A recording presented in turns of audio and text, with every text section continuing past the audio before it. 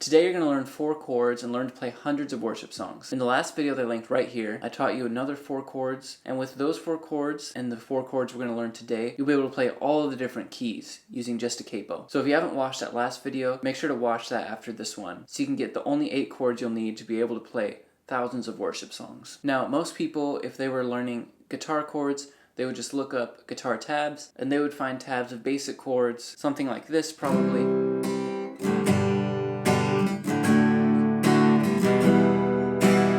That's okay probably, but it doesn't really give you the modern worship sound that we're used to hearing from modern worship acoustic. So today I'm going to teach you the modern worship chords in the key of G that you can then capo and play in a ton of keys and play in hundreds of worship songs. These chords are going to sound a lot better, but they're also going to be a lot easier to play because we're going to use what are called anchor notes, which means we're going to have notes that stay the same throughout all these different chord changes. So without further ado, let's dive right in. We're going to be in the key of G today. So these chords that I'm teaching you are more complex chords that are simpler to play, and they work best in the key of G or a capoed version of the key of G. I'll show you capoed versions of the key of G later on in the video. We're going to start by learning our anchor notes. I'm going to put a tab on the screen to learn these chords, and I'm going to have numbers that represent fingers. So commonly, 1 is used to represent your first finger, your pointer finger, 2 for your middle finger, 3 for your ring finger, and 4 for your pinky. So we're going to put our 4th finger on this little E string, 3rd fret. Then we're going to put our ring finger on the string above it, the B string, 3rd fret. Now I'm going to use my pinky to bar these 2 strings because my ring finger doesn't actually work. So if you notice my hand playing something a little different than the chord diagram, just follow the chord diagram. Okay, so those two, the little E string 3rd fret and the B string 3rd fret,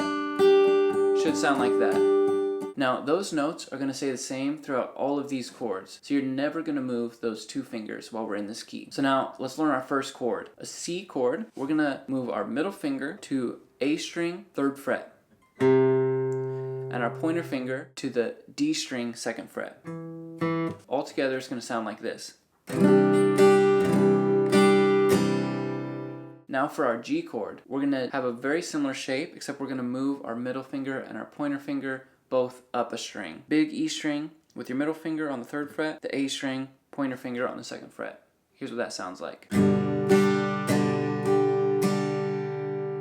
Now we're going to have a D, which if you watched the last video, this is going to be a similar chord to what we learned in the key of D, but with this different anchor note. Again, our anchor notes are staying the same, but our pointer finger is going to go on the G string, 2nd fret.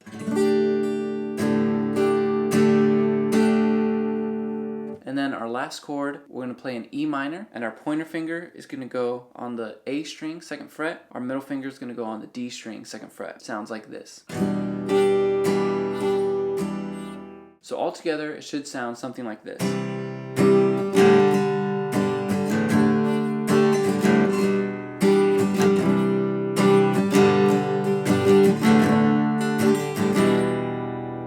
And with that simple chord progression we just learned, we could play a bunch of songs like Waymaker. You are Waymaker, miracle worker, promise keep, light in the darkness, my God.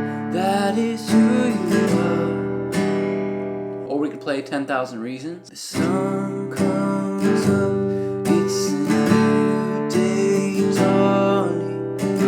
It's time to sing this song again. And we could play a ton of other worship songs with that progression. Now what's great is we could even think of this progression as a loop. Our progression for this was C, G, D, E minor. But we could start at, let's say, the G, and we would have G, D, E minor, C, which is another super common chord progression and would open up a ton of songs, like Blessed Be Your Name or Forever by Carrie Job. Or we could start at E minor, and the chord progression would be E minor, C, G, D, which again follows that same loop, but it's going to open up a bunch more songs, like Let It Rain or Your Love Never Fails. And finally, we could start at the D, and that would give us D, E minor, C, G. That would give us songs like Jireh or Yes and Amen. So simply with this one loop that we've learned, you could play hundreds of worship songs. And that's without even changing the order of chords you're playing. Now obviously knowing these 4 chords, you could play a bunch of different songs that have different progressions that are out of this order too. But what if you don't need to play in the key of G? What if, for example, your worship leader wants you to play in the key of A? Well, that's where a capo comes in. You may have or have seen something like this, and what this does is it just moves our key up. So if we were playing the key of G and we wanted to move to key of A, we would move this capo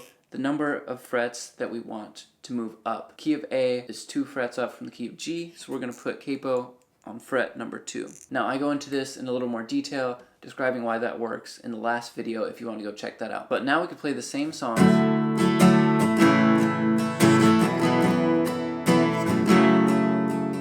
And suddenly we're in a whole different key. We're in the key of A. So all of this capo cheat sheet for reference, and you could capo as high as the key of D, which as soon as you get to the key of D, you could then just play the G chords that I taught in the last video and capo up to the key of G. So literally with just these 4 chords that you learned, plus the 4 chords that I taught in the last video, you could play any key that any worship leader would ever give you for playing on Sunday. Now I'm just starting this acoustic guitar series, and I'm planning on doing some videos on strumming patterns and dynamics. But if you have anything that you're looking to learn on acoustic guitar, if you wanted to comment below, that would be super helpful as I'm trying to think through what videos to create next. And if you haven't already, like and subscribe so you can follow along with more acoustic guitar worship videos that are coming out. I'll see you on the next one.